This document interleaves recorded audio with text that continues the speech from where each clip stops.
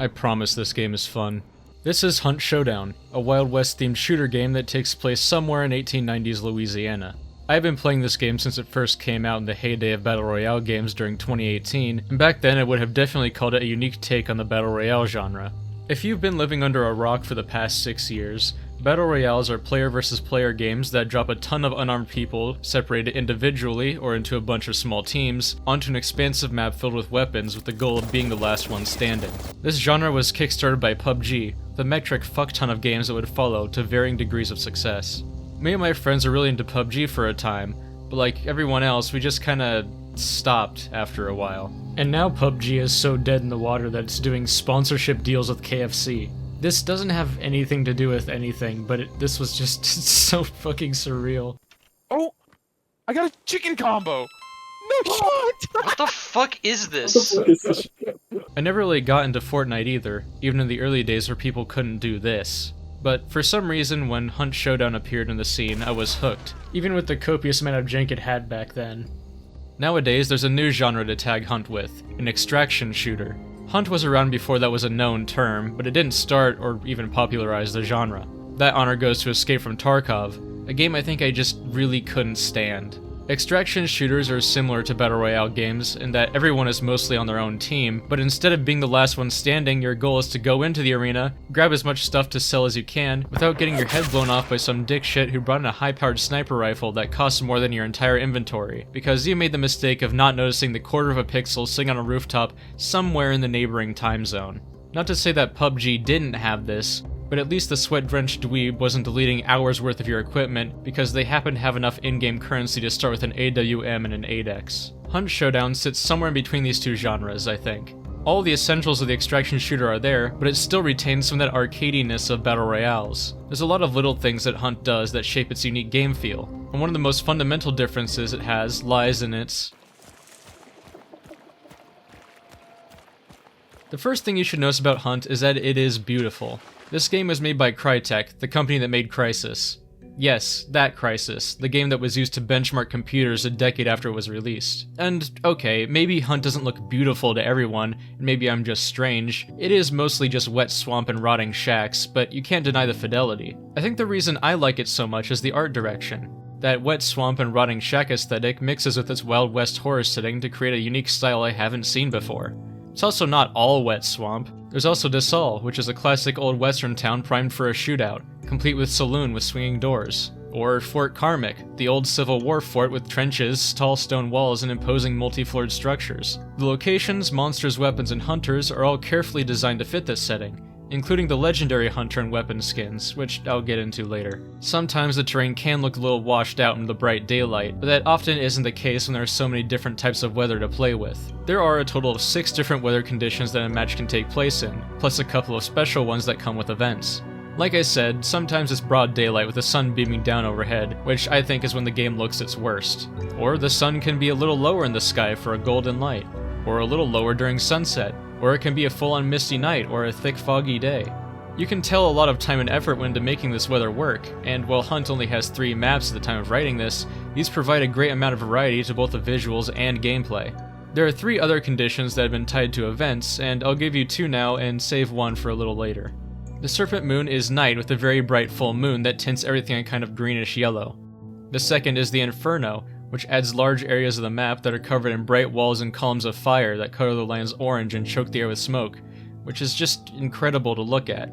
So far, the Inferno is the only weather condition that hasn't appeared outside of dedicated events, probably because it can have a much stronger influence in the maps than other conditions, which is sort of a shame. The second half of the game's presentation that Hunt nails is the sound design. Sound in this game is arguably as important as the visuals, if not more. When you aren't seeing an enemy, you're listening for them. The ambient game sounds are enough to make the place feel alive, but are usually subdued enough that you can hear the noises that actually matter. Maybe it's just because I've been playing this game for years, but I can make pretty accurate guesses of exactly where and how far an enemy is from just sound. Whether that's a testament to how good the sound design is, or that I've just been playing this game for far too much is up in the air. But I'd like to think the former is true, even though the latter definitely is. It's hard to hear what I'm talking about with me yapping over it, so I'll stop and let you listen for yourself.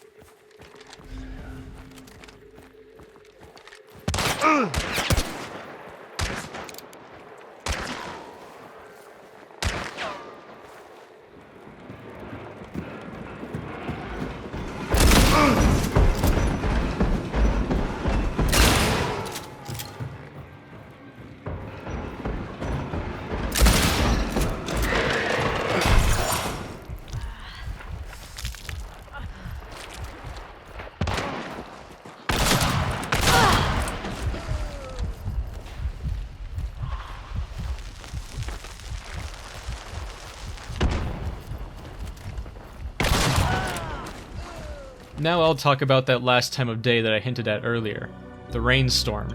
Genuinely, with no exaggeration, I think this is some of the best rain in any game I've played. The reason I bring it up during the audio section is because, while I do think it is visually impressive, what really sold me was the sound. I cannot recall any other game with rain that sounds this good. Just give it a listen.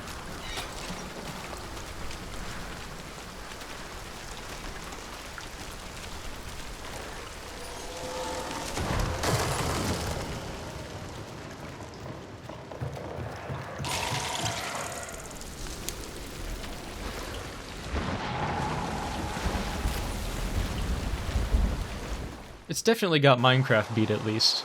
Because of how sound-based the gameplay is, there really isn't much music, and by that I mean there is absolutely none during gameplay, except diegetically from records and player pianos you can activate. There must be a gameplay use for these somehow, but I don't know what that might be. The menu, however, does have music, and it's really damn good. It's composed by an in-universe group called the Port Sulphur Band, which you can find on Spotify and other streaming services. That last part doesn't really matter, but I thought it was kinda cool. This is by far not the last I have to say about the sound and visuals, but I'm trying to retain some sort of structure to this video, and that's hard to do when it's all tied in so closely to the...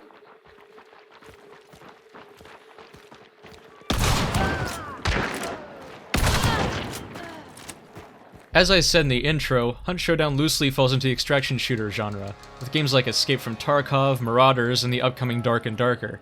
However, Hunt is a much simpler take on this genre than many of its contemporaries. Instead of having to scavenge for dozens of different kinds of loot scattered throughout the map, managing inventory, stashing stuff, and hoping to find the right kinds of items, instead there are only one or two objectives that everyone fights over.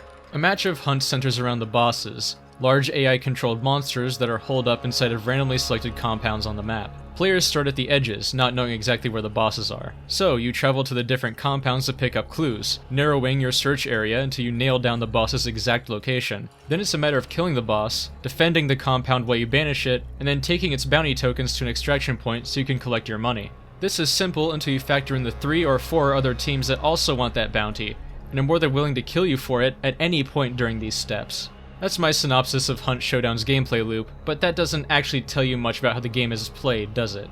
Well, strap in, folks, it's gonna be a wild shit! Ugh, there goes my security deposit. Hold on, I can fix this, just cut to some gameplay or something. The first thing I should probably mention is that Hunt has a slightly unusual control scheme. Well, there's 2 of them for starters. Gunslinger mode functions a lot like your standard FPS, with a simple right-click to aim and a button press to melee. However, in Hunter mode, your gun starts down, left-clicking does a melee attack, and right-clicking enables hipfire, and then pressing shift while right-clicking aims down sights. Hunter mode seems overly complicated, but I personally like it because you don't have to move your fingers away from any important buttons to melee. Your gun stays down and less visible unless you want it up, and because it was the only option when I started playing, so I've been Stockholm Syndromed into it. Ultimately, it's down to personal preference, and it's not really a big deal either way, but I thought it was worth noting. Beyond that, the game controls fairly well.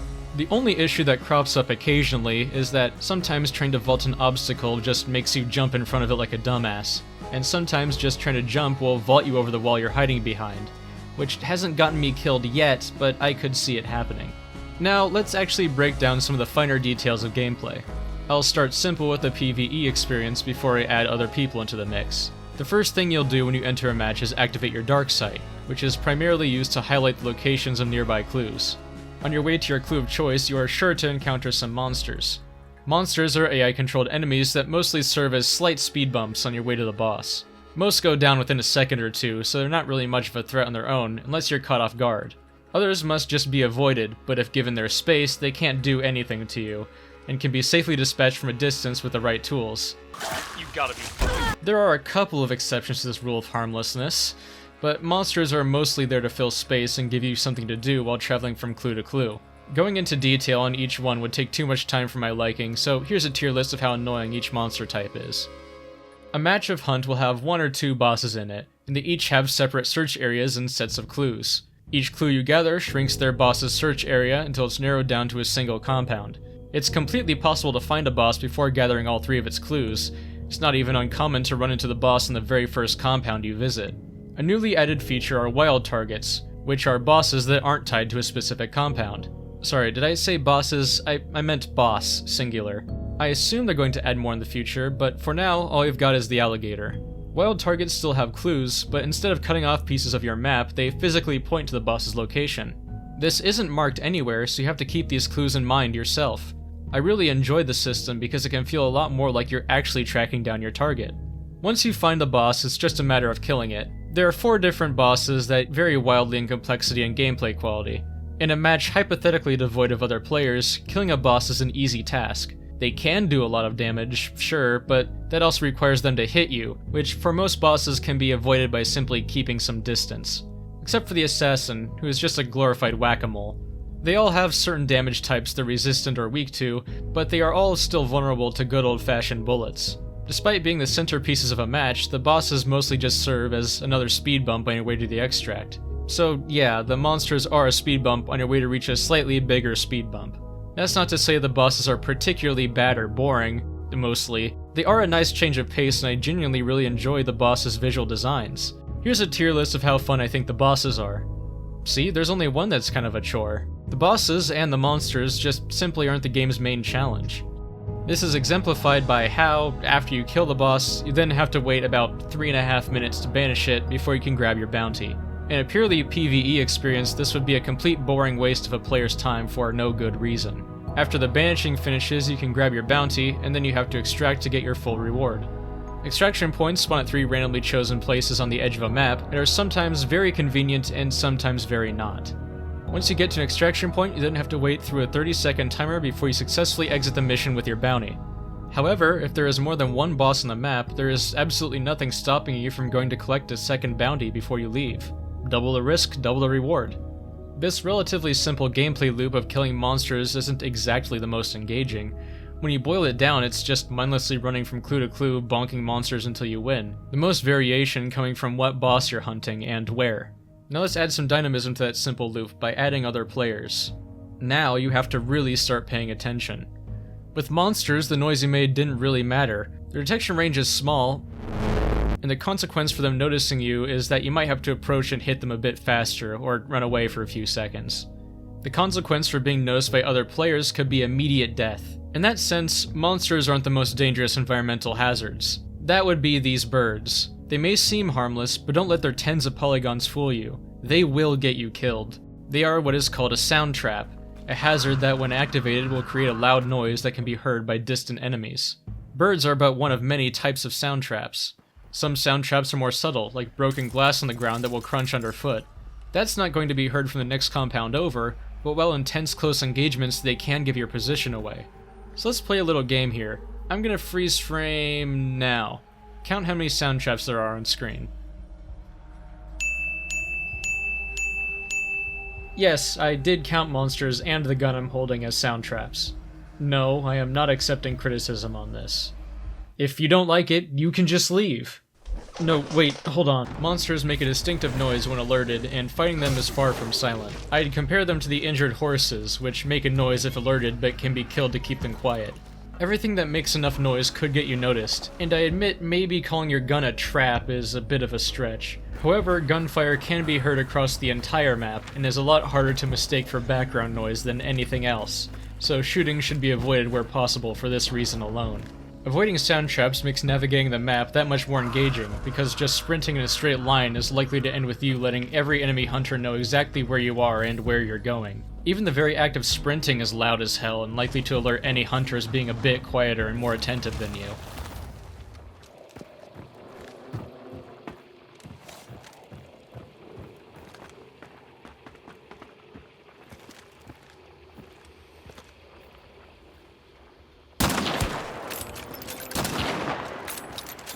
One thing that has been bothering me recently though, is that for some reason the detection ranges on the birds are just weird.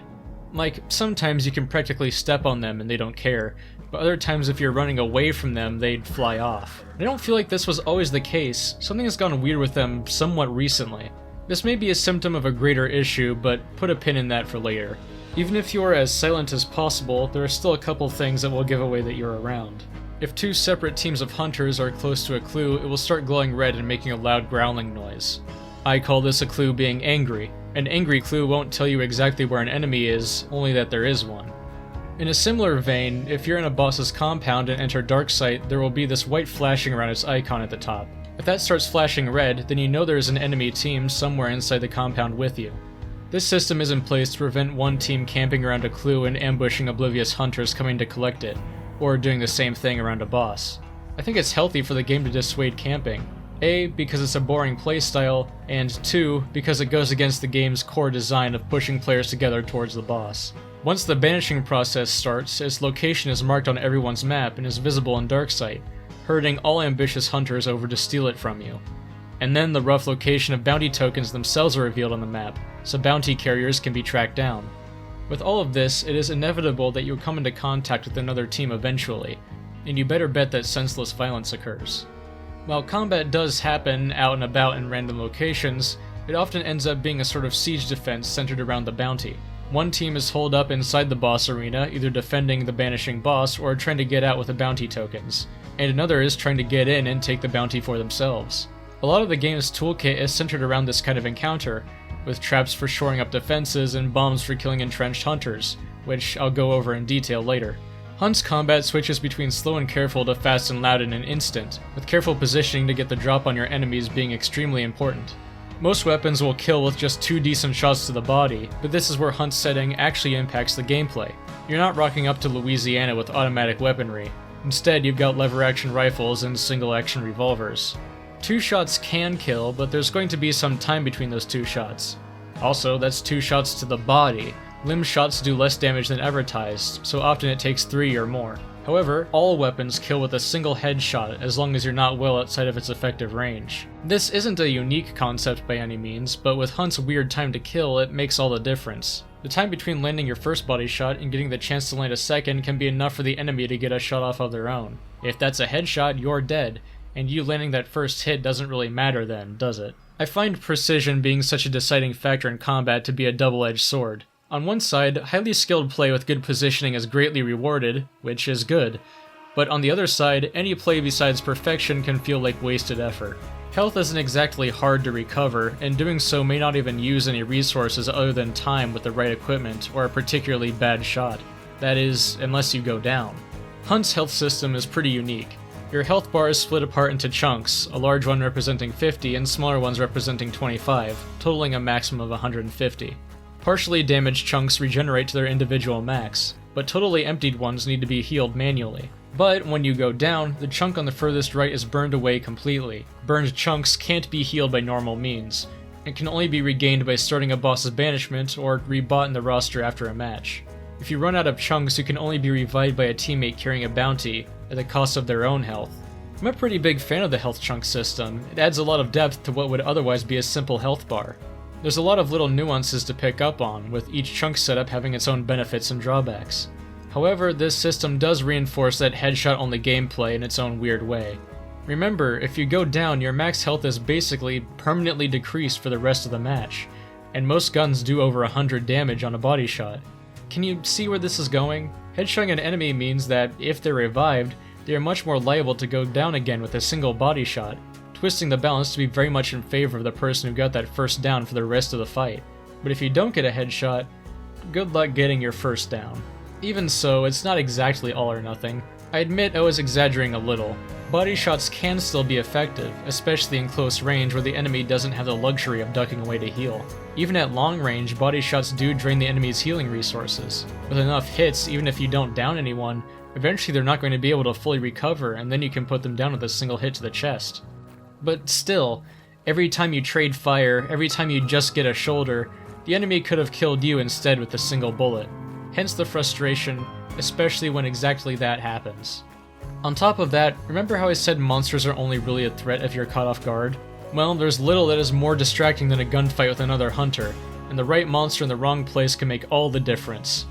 Goddamn fucking emulator. I won't go so far as to say that headshots ruin the game or anything, but it can be a point of frustration for me.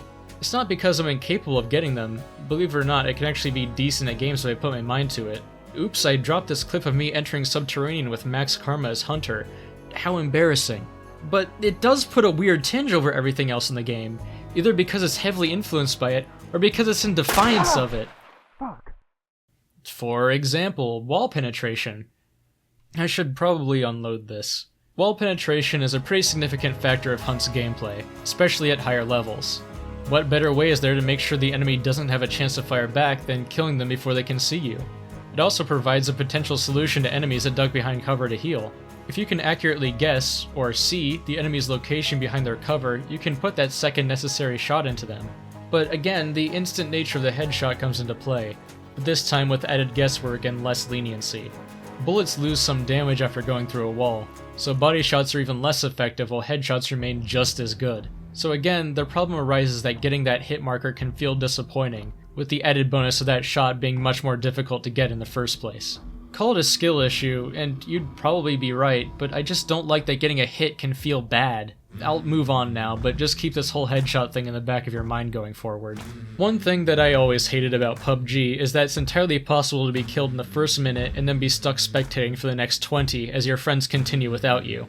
Hunt's solution is simple. If you go down, you can always be revived. That is, unless the enemies engage in some active counterplay. Using any source of fire, you can burn the corpse of a hunter. This effectively puts a timer on that hunter's teammate to make a move, or have their partner permanently die. However, there is counterplay to this counterplay. There are tools for extinguishing fires, and a trait for reviving teammates at range, or if you don't have either of those, all you have to do is touch your burning teammate for a fraction of a second to put their body out and come back for the full revive later. But enemy hunters could also trap your body, cover it in poison clouds or barbed wire, which can also be played around in their own ways. Hunt creates a number of fun gameplay choices for your team and keeps you invested in your potential revival, where other games just throw you a game over screen and hope you brought popcorn. Another thing that Hunt deserves praise for is its wide variety of weapons. By my count, there are 35 of them at the time of recording, not including variants, and they are all different enough to justify their existence. One of the more significant ways that guns differentiate themselves is by their ammo type. Compact ammo guns have relatively low damage, range, wall penetration, and bullet speed, but tend to have a higher fire rate, faster reload, lower recoil, and larger ammo capacity, while long ammo has high damage, range, penetration, and speed, but tends to shoot and reload slower, have a lower ammo capacity, and high recoil, with medium ammo falling somewhere in between. Then there are shotgun shells, which behave as you might expect, and finally what is broadly categorized as unique ammo, which is typically used by unconventional weapons. The second way guns differentiate themselves is by size. By default, a hunter can equip either one large weapon and one small weapon, or two medium weapons. Smaller weapons tend to be worse than larger ones, but sidearms are kept useful in Hunt, unlike in a lot of other games. Reloading is a genuine time investment. Weapons with box magazines are only just barely being invented in the 1890s, and Bubba over here certainly isn't getting his hands on one. And only a handful of weapons come with stripper clips, so for the most part you're reloading one bullet at a time. So pulling out your sidearm is genuinely faster than reloading, and pistols don't do that much less damage than rifles. Also, all pistols can be dual-wielded to take up a medium slot instead, doubling your fire rate and ammo capacity at the cost of not being able to aim down sights, which is just incredibly fun to use. Are you fucking for real?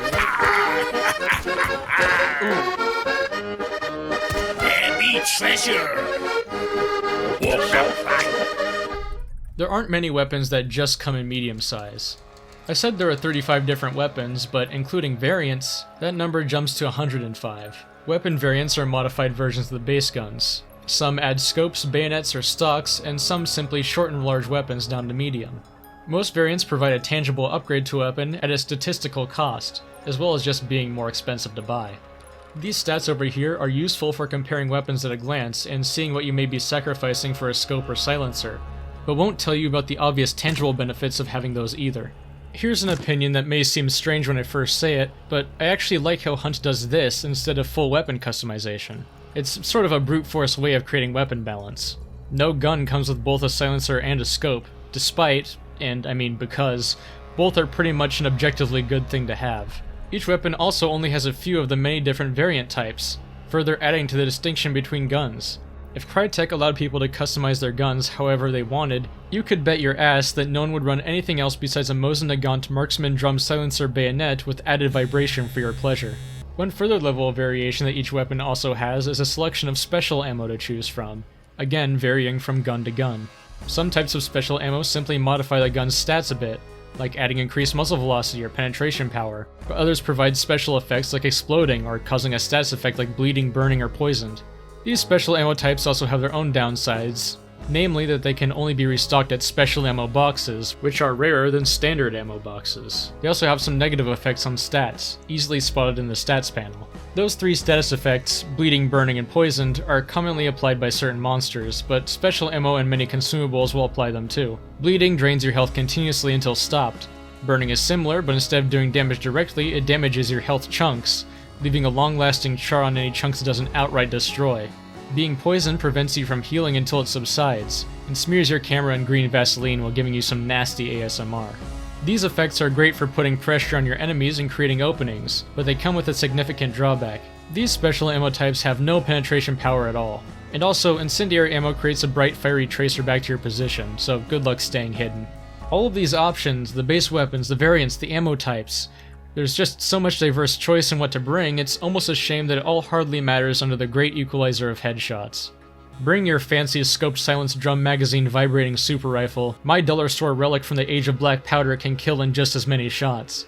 Sure, those accessories may make that task a bit easier, but it's all sort of a moot point when it's your brains painting the walls instead of mine. To that point, the weapons that stand out more are the shotguns and the unconventional, simply because they can actually defy the headshots rule. Shotguns are the only conventional weapon that can kill with a single body shot, even through walls. Or so they tell me. Though outside of extremely close range they do little to no damage, because Hunt's shotguns suffer from an extreme case of video game balancing-itis. However, crossbows and hunting bows retain that one-shot potential out to some range, at the cost of being a bit harder to use and having no wall penetration at all. But they also shoot near silently, and their ammo can be retrieved, and the utility they provide with their own unique special ammo types is unmatched. I personally adore the hunting bow, it just feels great to use, even if the sights on it are not the best, but at least they're better than the sights on the crossbows. Then there's melee weapons, which are not really that good. Sure, they can kill very effectively, but they're even more situational than shotguns and can be countered by just moving the other way. That is, with one exception. The bomb lance is probably my favorite weapon, just on aesthetics alone, but also serves as the game's best melee weapon, because it also functions as a sticky bomb launcher, or frag grenade launcher, or silent shotgun, or the only effective user of Dragon's Breath ammo. But if you're mid-shootout and are spotted by an immolator and didn't bring a backup blunt weapon, good fucking luck. Seriously, fuck immolators. These specific monsters are the biggest pains in the ass in the entirety of Hunt's roster. They are fast, aggressive, unreasonably tough, and have the detection radius roughly the size of a European country. This makes them a high priority target because you simply cannot deal with fighting another hunter while an immolator is beaming across the continent to get you. So you may be tempted to shoot them from afar. However, their most dangerous aspect is that if hit with anything sharp, say, a bullet, they fucking explode. Then they still come after you, but now on fire. Better make sure you shoot them in the head at least twice with something large. You know what? Fuck you, you're getting your own spot in the monster tier list. Sorry, rant over, I'll get back to the weapons now. Finally, I'll quickly go over what I consider to be Hunt's super weapons. First, the Mosin Nagant Aftermat. It is the only fully automatic gun in the game and shoots long ammo, which means it has the potential to be hugely devastating. But it comes with absolutely no spare ammunition on its own and blows through its entire reserve in only a couple seconds. With its massive recoil, it's also incredibly difficult to control, so good luck staying on target shooting at anything further than 5 feet away. On top of that, it also costs a small fortune to buy. Frankly, I don't get the hype. It's too expensive for me to try and get good with, and with no staying power after its initial burst, it just becomes a $1,500 weight on your shoulders. The other super weapon is the Nitro Express Rifle, which is quite literally an elephant gun. It does over 364 damage on a body shot, which is more than enough to kill a hunter twice over. It's so strong its bullets can penetrate through solid stone. It's a truly terrifying force to go up against. The downsides are that it has a tiny ammo pool, so you only get 6 shots total before you have to find more. And it has a ridiculous damage drop-off, so even at mid-ranges it can't one-shot to the body. It also has this shitty aperture sight that I hate. I really like that this gun is in the game. It will never be the best gun, but it's a fun treat to use occasionally and can dramatically change the feel of a fight it's present in. That is, if you don't get shot in the head before you get a chance to fire it. The gunplay in Hunt feels great, the weapon animations and sound design are stellar across the board, and it is immensely satisfying when you do well. However, there's a couple issues. First of all, the hit registration and damage can feel off sometimes. Again, this may just be a skill issue on my part, but I truly don't think this should be possible. For more concrete evidence, I submit this clip. I shot a crocodilian somehow not in the head. Because the only part of him I could see was his head. I don't know how I didn't fucking get the headshot on that. I still don't understand what happened here. Every time I just barely don't get a headshot, I think about this clip. You can't tell me I wasn't robbed here. The other issue is one that has plagued Hunt since it was first released, and that is the ping.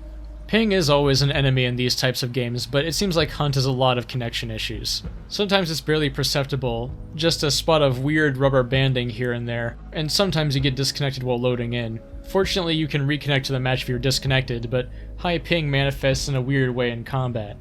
There's this thing called trading, where two people can kill each other at the exact same moment. This sort of thing can happen in a few games, but it seems to happen all the time in Hunt. Maybe it's just because of how bullet projectiles work, but I have a strong suspicion that it's lag. It happens too much to just be bad luck. I'm guessing what happens is that person 1 fires and lands a hit, and the server then spends its sweet time figuring that out. And while it's taking that into consideration, person number 2 manages to shoot before the calculation that kills them comes into effect. Here's why I suspect this. Watch this clip.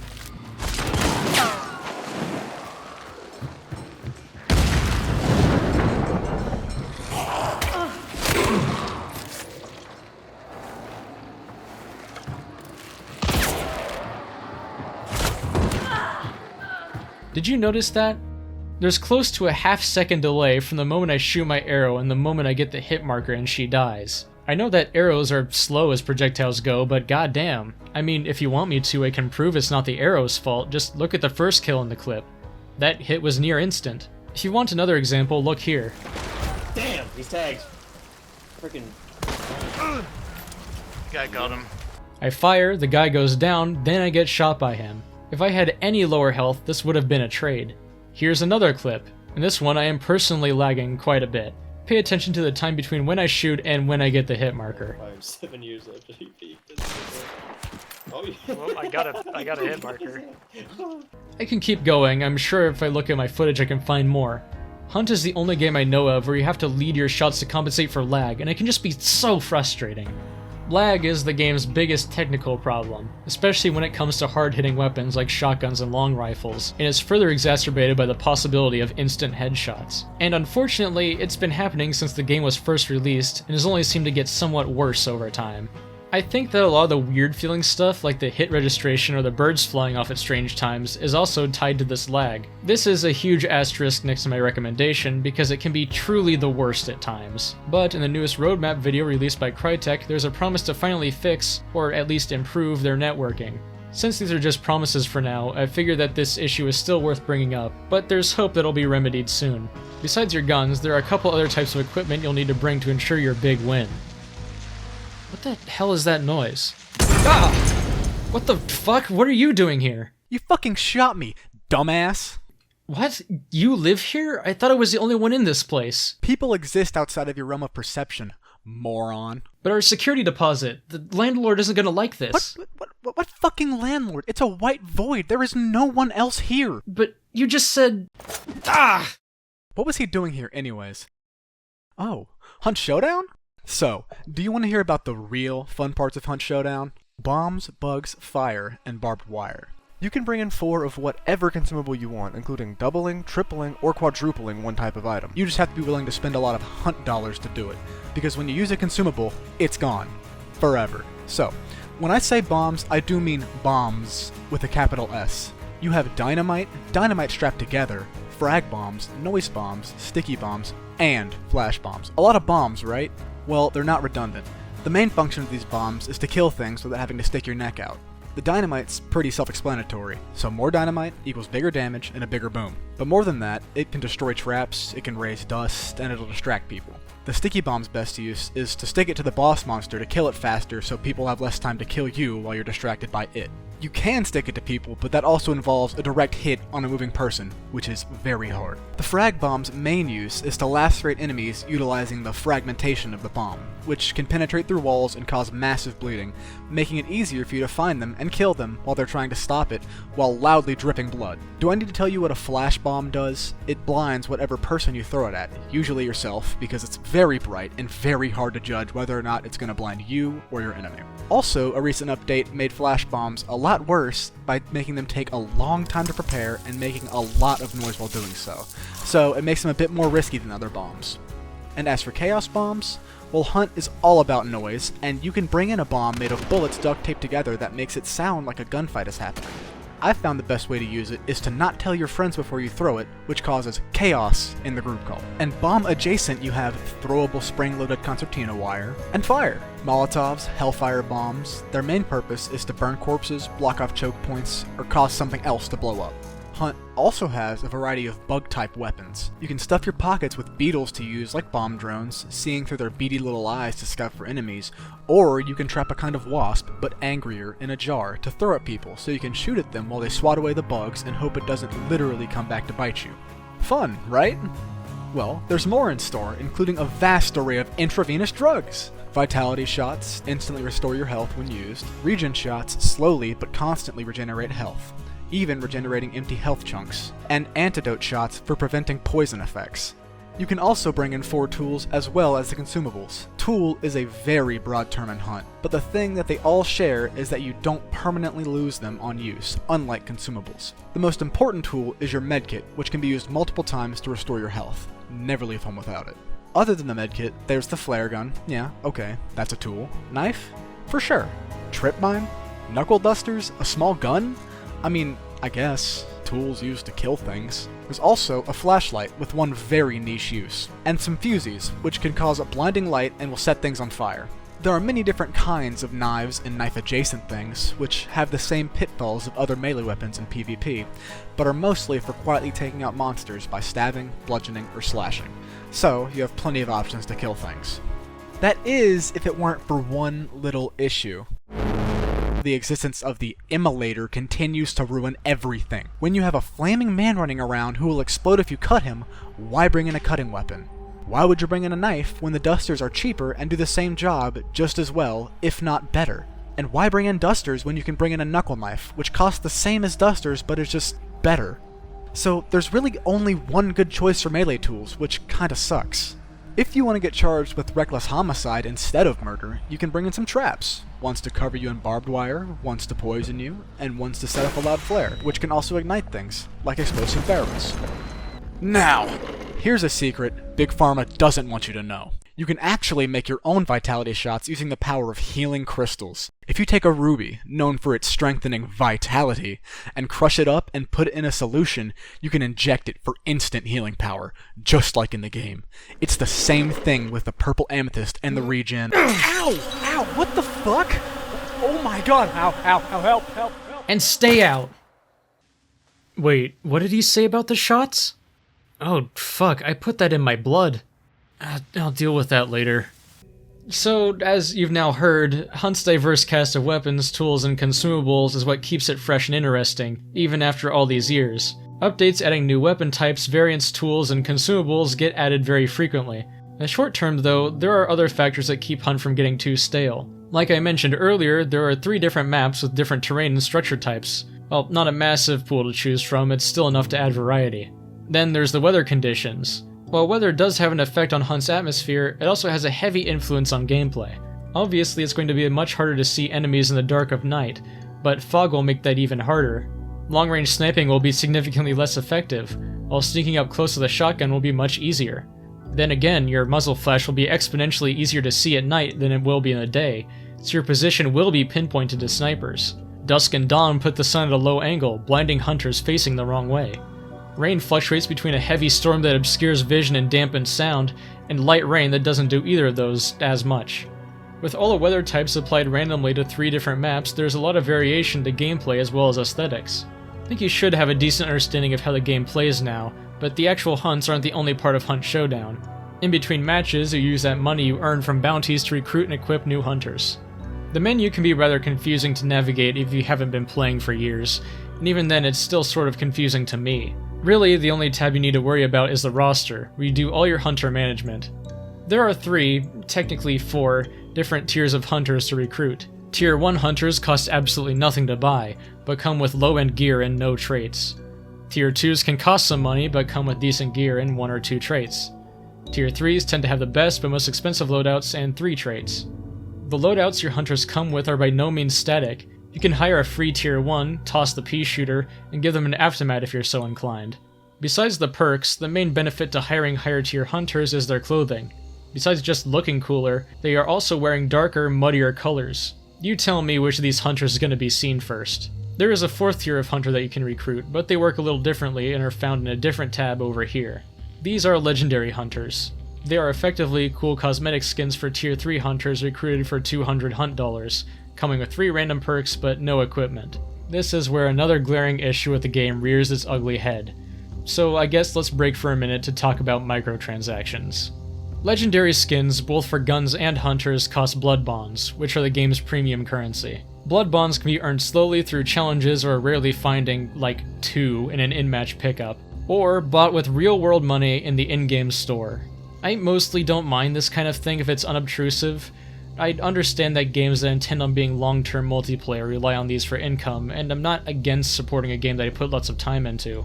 Are the skins overpriced? Yeah, probably, but that's not the specific issue I'm going after. There aren't any particularly gaudy skins that take away from the game's aesthetic, thank God, and in fact I think a lot of them look really nice and even add to the visual style. I own a bunch of legendary skins, that's why some of my guns look fancy, and while I have bought some of these, most of them I got because blood bonds were much easier to earn in the early days, which is its own issue I suppose. There are also battle passes that pop up during events, which I understand have become a contentious topic, but again, I don't really mind it too much. I don't like cosmetic microtransactions, but I also don't have a burning hatred for them. The problem in this instance is that legendary skins have introduced an unfair advantage. Legendary weapons don't really matter, it just makes identifying some weapons on the ground a little more difficult, but legendary hunters, some of them are fine. I'd even say most of them. I mean, this guy is just as bad if not worse than a tier 1, as is this guy, but there are a select few that are really, really not fine. I'm talking specifically about the reptilian. Like, just look at him. From any distance besides 5 feet away, he is indistinguishable from any innocent rock or mud patch. There are tier 3 hunters in ghillie suits that are easier to see. This is ridiculous, and they're fucking everywhere. It feels like there's at least one in every lobby, if not one in every squad. You wanna know the worst part, though? You can't even earn him. You have to buy him. Specifically, for $8. I would say I respect the hustle, Crytek, but look at this fucking horse shit. I can't even find him when he's dead. This problem is hardly unique to the reptilian. There are a few others that are just as bad if not worse, but I seem to run into him all the time and so absorbs the majority of my disdain. Another issue that is a lot more uncommon is that some legendary hunters have a deceptive hitbox. All hunters have the exact same hitbox, but a couple legendary skins make finding it a bit more difficult. As opposed to the camouflage thing, this barely ever comes up, but I happen to have a clip for it. Get out from behind. My crosshair was on this guy's head, right? Well, not exactly. The head hitbox doesn't extend to that bare headdress, which is fair enough, I suppose, but it was still highly frustrating in the moment. God damn it. If I had aimed any lower, that would have been a kill, and I might have done so if that headdress was just a bit shorter. The number of skins this applies to is basically just this one, but it's annoying all the same. And fun fact, this clip is from the exact same recording as the other somehow not a headshot I showed earlier, which was on a reptilian. This is the game's worst aspect in my opinion. Even worse than the lag, because it's not just a technical issue that can be resolved with an unobtrusive patch. I wouldn't exactly call it pay to win. I've still killed my fair share of reptilians, but it's not good. The fact that these are issues at all just sucks. But once you have your hunter in your roster, you may want to switch up their weapons or at least buy some bombs. Up until now, I've been dancing around the subject of money. While equipment is balanced with varying statistical and tangible advantages and disadvantages, there's also the balancing force of price. While a Mosin is technically worse than a Springfield in some ways, there's not really much argument over which is better. But I still use the Springfield much more frequently than the Mosin because it costs about 12.8947368 times less money to buy. It's not hard to build a cheap but effective loadout, partially because of headshots. That rifle that costs about 13 times less can be just as deadly if used well. While having a super budget loadout can put you at disadvantage, you're never so outgunned that it feels impossible. Plus, you can then peel the expensive guns off those people you kill and use them yourself for free. I'm not the best judge of how balanced the equipment costs are. I think they're fine, mostly. On a decent run, you can make it out with about $600 to $750 hunt dollars, and even on a bad run, you can still get out with some. Bringing in free hunters is just pure profit. With a couple good runs with a free guy, you can suddenly be rolling in it. Then once you have money, you can splurge on a few expensive guns and give them a try. If you do well, you're practically guaranteed to make your money back and then some. Then you bring that hunter again and again until your winning streak finally ends and you've made a tidy profit. There's also challenges you can complete to gain extra rewards like money, free guns, points for events, and some premium currency. These challenges usually ask you to do damage with specific types of guns, ammo types or consumables, or to kill monsters in certain ways, which I think is a decent encouragement for players to try out loadouts they usually wouldn't. That's the metagame. I think the money situation is fine. Unless you have a 9-carat run of bad luck with super expensive loadouts, you'll be hard-pressed to lose money, which is good because otherwise you wouldn't have a chance to interact with a lot of the game's cool guns. Now that you've recruited a hunter and got them equipped, you can just jump right into the matchmaking queue and... Oh, yeah. So the main game mode, the bounty hunt, is for squads of 2 or 3. Inviting a friend is as easy as a click of a button, provided you have a friend. You can also play with randoms, but have to make do with the in-game voice chat, which can currently also be heard by enemy players.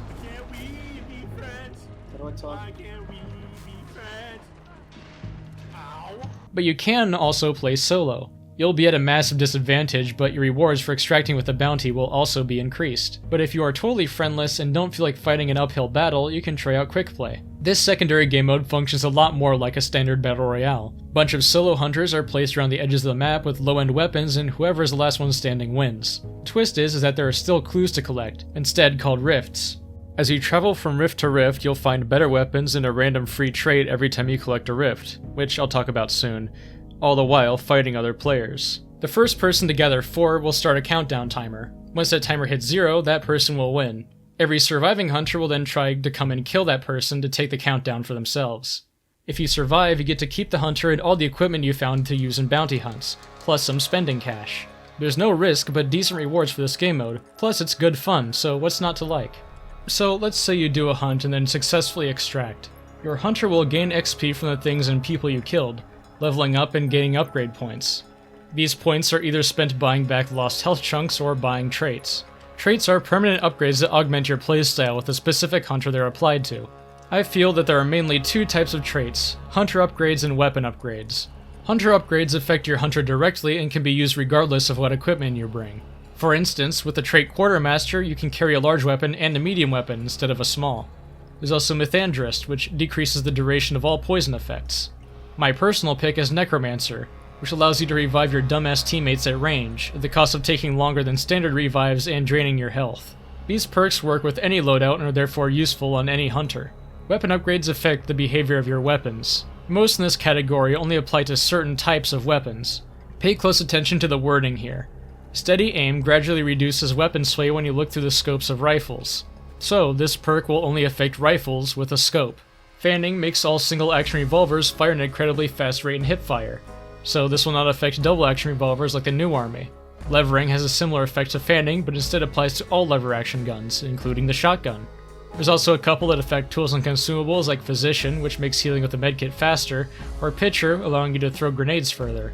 Probably the most commonly applied weapon upgrade trait is Bullet Grubber, which allows you to recover rounds that would normally be lost in the partial reload of some guns. Not only is Bullet Grubber useful with the game's limited ammo, the animations for it are also just cool. With this trait system, you can tailor your hunter to a specific playstyle, and they do become noticeably more powerful the more you succeed with them. This adds further incentive to keep your high-level hunters alive, because remember, if you don't extract, they're gone for good. Hunters usually start with a couple traits that apply to their current loadout when you buy them, but if you don't like a perk, you can refund it for 1 upgrade point less than it costs. In the future, there's plans to condense a bunch of weapon traits down so they're not so specific, which is probably a good thing. And finally, there's the Bloodline. This is essentially your account level. You gain Bloodline XP when a hunter levels up, or if they die, half the XP they would have gotten goes directly to your Bloodline. When you start the game, you have very little available to you. You gain access to new weapons, perks, tools, and consumables as you level your Bloodline. However, secretly there are more XP bars you're filling. You can only buy the base version of the weapons you unlock through the Bloodline. You unlock all the variants through using that weapon.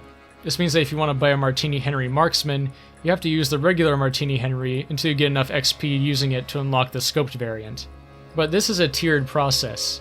Actually, you first have to unlock the Incendiary ammo, then the Deadeye variant, then the FMJ ammo, then the Riposte variant, and then finally, 2,500 XP at the Martini Henry later, you get the Marksman variant. I don't really like this progression system. You see, you have to earn all that XP specifically using that weapon. With guns that tend to be a bit more versatile, this isn't a problem, but the Martini Henry is a single-shot rifle, which means that most of the XP you get with it is going to be from hunter kills, likely headshots. Normally, if you land a body shot with a Martini, you switch to your secondary to finish the job because it's faster, but that also means all that XP is going to your pistol's unlocks, and not the rifle, because that kill's XP was earned using the pistol. So you need to use every weapon extensively if you want to have every option available to you. There are a few neglected weapons I still haven't unlocked everything for, simply because I have more appealing options I've unlocked elsewhere. If you're lucky, sometimes hunters you recruit come with guns and variants you haven't unlocked yet, so you can try them out. There's also nothing stopping you from taking a cool weapon off an enemy you kill. When you hit Bloodline level 100, it caps, giving you $200 every 2,000 Bloodline XP you get from that point forward. You can then choose to Prestige, which resets all your progression and gives you a reward. Yes, all progression. Your Bloodline, and weapons. The only half-decent reward you get are legendary weapons and a funny number next to your name. Ignore these other two options. They're traps, because they're temporary boosts, unlike the permanent unlocking of a legendary skin. I don't want to go through all that effort to unlock these variants again, so I've been sitting at level 100 Prestige 5 for over a year, up until now. I did this for you, I hope you appreciate it. In that same developer roadmap, they say they're planning on changing the progression system so that prestiging doesn't suck so bad, but again, that's just words for now. One final footnote I should bring up are the trials. Trials are single-player PvE challenges where you are given a set of equipment and asked to jump through some hoops, like killing a certain number of enemies in a certain way, running through some checkpoints while not taking damage, etc. The trials are a fun little minigame that reward you with a few items and currency. I think they're fun, but once you've done them, there is not any reason to go back to them. I do wish Hunt had some more pure PvE content because I think it could be neat. With that, I think we're almost done here. Now we just move on to the conclusion and... Wait, it says there's something about a... Am I reading this right? Hunt has a story? This paper is blank, let's just get into it. This is by no means a story-driven game. In fact, the story is so supplementary it's contained as rewards for gameplay, and you don't even need to read it to clear its notification and get the Blood Bonds package with it. The basic premise is that some shit went down in Louisiana, hell probably, and the hunters go in to send the beasties back to where they came from. But you probably gathered that already, so what's the deep lore? Quite honestly, I don't know. This is sort of embarrassing considering how much time I put into the game, but really I haven't bothered to look. Over here in the library tab you can read through the Labor Day Monstorvum and the Labor Day Armentaris. As you kill monsters and use weapons respectively, you unlock entries in these books. These are in-universe written notes and journals with scraps of storyline detailing the nature of the monsters or stories about gunslingers. I have read through a couple of these, and I do think they're pretty well written, it's just that I can't really get myself invested in it. I'm usually a sucker for lore, and I'm sure there's some good stuff in there if you actually go through it, but I've just never been all that interested in Hunt's lore. Maybe it's just how slow some of these are to unlock, but I would rather just go rootin' tootin' cowboy shootin'. I'm not gonna spend my time reading. What do I look like, some kind of nerd? Those aren't mine.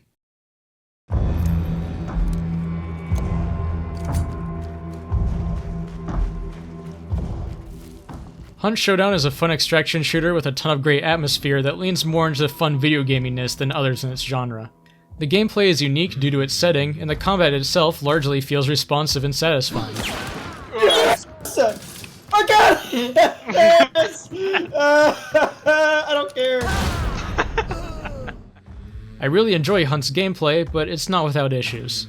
Getting headshot out of the blue from 100 meters away can feel awful, especially when you decided to experiment with an expensive loadout for once. Camouflage legendary skins and the server issues can turn frustrating quickly, especially when they can happen over and over and over again. Overall, though, I would recommend Hunt to people who enjoy this style of FPS games. It has managed to keep my attention for many years without becoming stale due to regular new content in the form of guns, monsters, and maps, and there's currently no sign of this game dying anytime soon. Subscribe for more content at some indefinite point in the future. I may even have some lukewarm takes in the next one.